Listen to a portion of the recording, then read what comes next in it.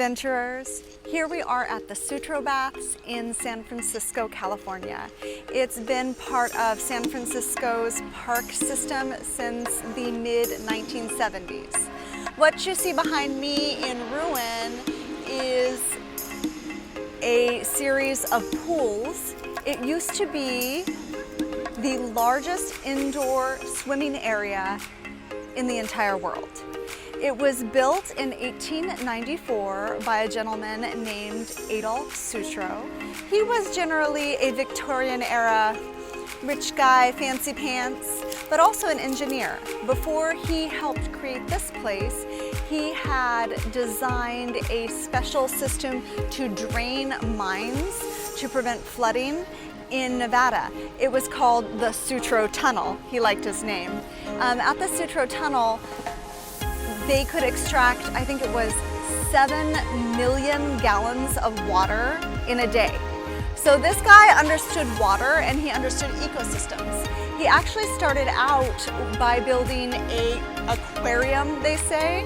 It was, the idea was that people from the shore could view the sea life outside, and he built this rounded area that you see back here as the beginnings of this, which was this aquarium. Later on, they did go ahead and construct a beautiful, giant glass building in an Art Deco style, and that was done in 1894.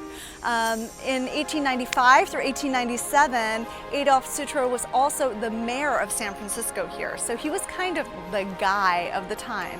But sadly, in 1898, he died.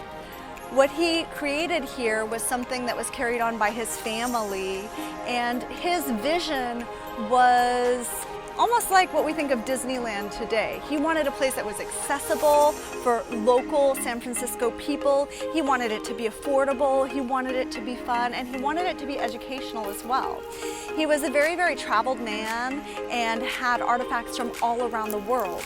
So not only did he have the baths present here for people to come and swim and bathe, there were also artifacts such as mummies from Egypt or paintings from all over the world and multiple different travels. Directly behind me, you will see kind of a pool area with some concrete foundations. There were initially 7 different pools, and these 7 pools all had different temperatures. Some were salt water, some were fresh water, and they could be filled by a high tide with 1.7 million gallons of water in 1 hour. This guy really knew his water. People really enjoyed it. When you came, you would get issued a standard issue swimming suit, and everyone, men or women, had to wear the same swimming suit. It was a woolen onesie with a skirt that covered the front for Victorian modesty. Victorian times were different, and this place was very much the vogue. At the time, the idea of sea bathing was all the rage, and the idea of sea bathing were that minerals and qualities from the sea would invigorate you and make you a healthier person, and many doctors would prescribe sea bathing as a remedy for all kinds of things, from depression to general illness to all kinds of things. So people would come here thinking that they were also going to get healthy. The structure was ginormous. It could house 10,000 swimmers at a time. They also kept on hand, just so they were ready to go, 20,000 swimsuits of those beautiful one cut and 40,000 towels. So they had a lot of laundry every day. Unfortunately, the family was not able to keep up with this enormous building.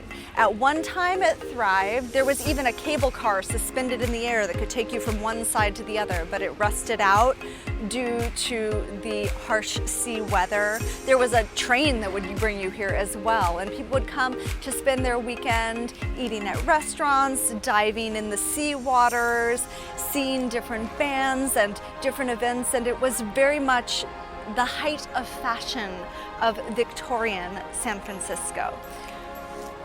Unfortunately, as time went by, it was not able to pay for itself and it fell into great disrepair.